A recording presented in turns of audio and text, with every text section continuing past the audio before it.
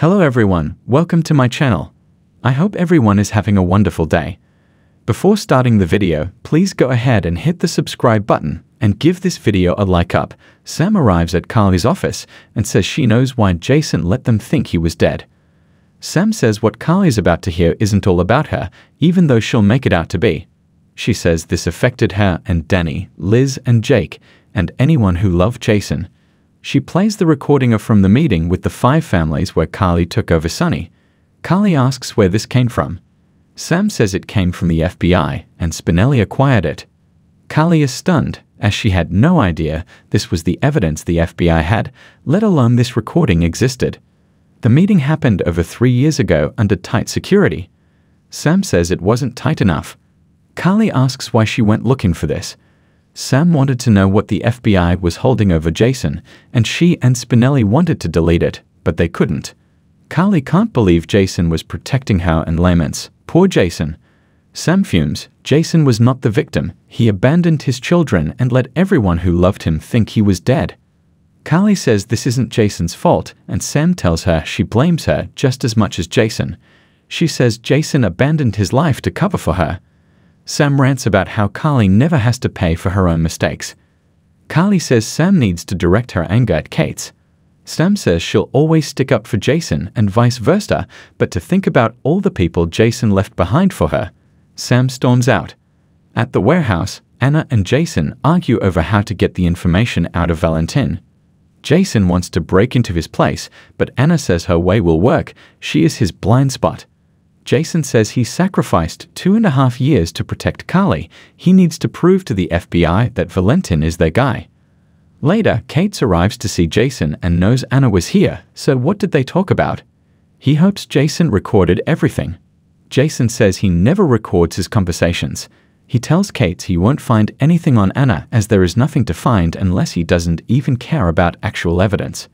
Kate says Anna's background at the WSB proves she's not so innocent. Jason warns him he's following the wrong lead. Kate tells him if he doesn't find the evidence against Anna, then he'll go back to Quantico and take Carly with him. He storms out. Kate stops by Carly's office and she says she's a little busy. He says he will make it worthwhile for her and has brought champagne. He never thanked her for rescuing him that night and nursing him back to health. Kate also says his investigation is wrapping up and he'll return to Quantico soon. She's sorry to see him go. He says he won't miss much about Port Charles, but he will miss her. Carly asks if he's rounded up all the bad guys. Kate says that the thing about bad guys is that there is always one more out there, and this person has done very bad things. She notes his interesting choice of words, and is this bad guy really a woman?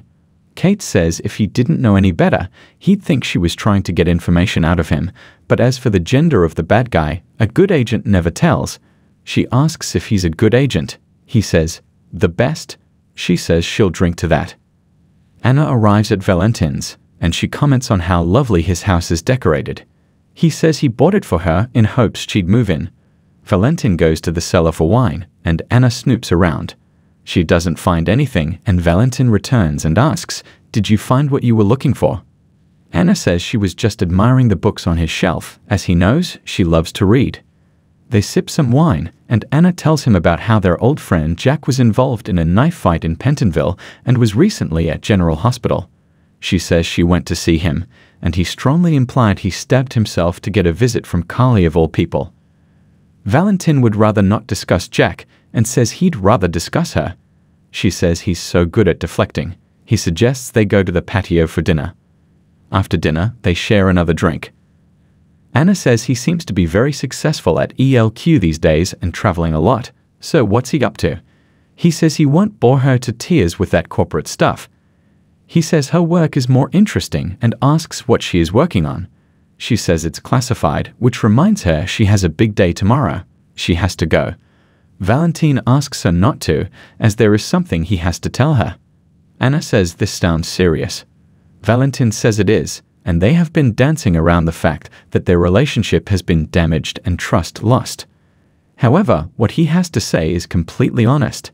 He loves her, he always has, it's in his DNA, and being apart from her has been agony. This love he has for her hasn't faded and never will. Anna admits she's still drawn to him, and like him, she wishes she didn't feel it. She thinks it's late and she should go, and this was a lovely evening. He kisses her hand and says he loved it too, and wishes it didn't have to end. Anna suggests maybe it doesn't, and they kiss. As they kiss, Jason spies on them from the window. At their apartment, Chase and Brooklyn come home from a night out celebrating just the two of them. At Maxie's, Georgie and James beg their mom to please let Violet sleep over. Maxie says maybe next time, as she thinks her dad wants her home. Violet tells James she had fun, but her dad gets sad when she's not there. At Finn's, he wakes up on the couch drunk and confused. Somber music is playing from his phone, and he begins taking swigs straight out of the bottle. He notices a broken glass on the table and blood smears. He looks at his hand, which is cut and has a piece of glass stuck in it. He takes a swig of booze, pulls the glass out, pours booze on his cut, and passes out. Violet is walked up to the door by the doorman. She enters and sees her dad on the ground, out cold, and his hand is cut. She grabs his phone and sees a missed call from Tracy. She calls back and tells Tracy her dad needs help, and she thinks he's dead. Tracy says she'll be right there. At the Quartermain mansion, Tracy calls in an emergency at Finn's place before heading over. Tracy arrives, and Violet says her dad won't wake up. Tracy says she called an ambulance and to wait by the door for them. Tracy checks on Finn, and soon the paramedics arrive and begin tending to him. Tracy tells Violet her dad is just sleeping, and he probably fell. Violet asks about the blood, and Tracy says he seems to have cut his hand when he fell. Tracy checks in with the paramedics, who tell her that a drunk is not an emergency. She apologizes as they know that, but Violet doesn't.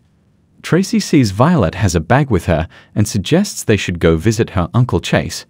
Violet doesn't want to go and thinks this was her fault because she wasn't here. Tracy says her dad needs to rest. Violet fears he may not wake up like Grandpa. Tracy says this isn't the same, as her grandpa was very sick, and her dad just needs time to feel better. They head out. When Maxie returns home, Spinelli sees her mind somewhere else. Maxie is worried about Violet and how concerned she is about her dad. It sounded like she was raising Finn and not the other way around. Maxie is afraid something is going on in that home. Later, there is a knock at the door, and it's Sam. Sam is sorry for not calling, and she wanted to check in with Spinelli. Maxie leaves them alone, and Sam tells Spinelli that she went to see Carly and find out what she knew about Jason and the FBI. Sam says Carly can lie like a pro, but she did not know this about Jason. When Spinelli voices concern for Carly, she says Carly will be fine, and Jason made sure of that. She says Jason made his choices.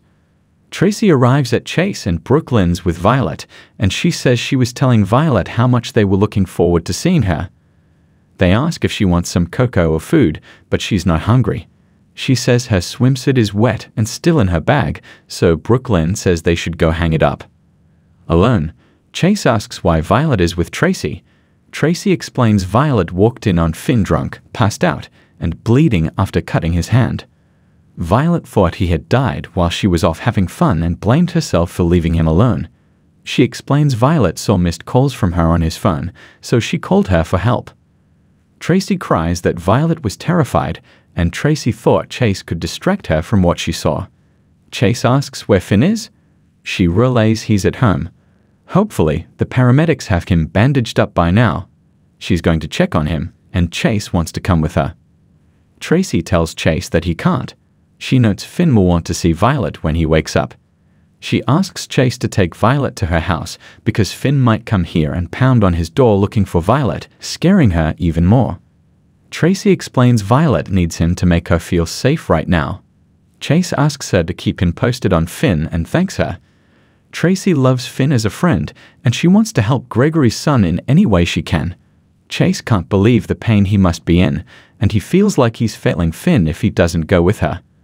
Tracy says she can say things to Finn that he can't, and what she has to say he needs to hear. Later, Violet asks Chase if he knows how to cook. He says he does, so she asks him to teach her to make things other than sandwiches. She thinks if she can make something more, maybe her dad won't be so sad. He's about to say it's not her place to take care of Finn, but BL Key gives him a look, and he instead tells her that they are going to spend the night at the Quartermain mansion. In the morning, while Sasha cooks for everyone else, he will teach her how to make French toast. Violet worries her dad may need her help tonight, so Brooklyn says they will call and check on him. She sends her to get her phone in the kitchen. Alone, Brooklyn tells Chase this is breaking her heart. All Violet wants to do is take care of Finn. Chase hates lying to her, but Brooklyn says the truth would only scare her, and they're keeping Violet safe. Brooklyn calls out and says she found her phone, called her dad, and he says it's okay for her to spend the night at the Quartermain mansion. Tracy arrives at Finn's and finds he's passed out in the chair. She kicks him a few times, but he doesn't respond. She begins taking photos of him, the broken glass and the blood. She tears up as she takes photos. Tracy begins searching Finn's medical bag, finds an ammonia capsule, and breaks it to wake him up. He stirs awake quickly and says, What happened?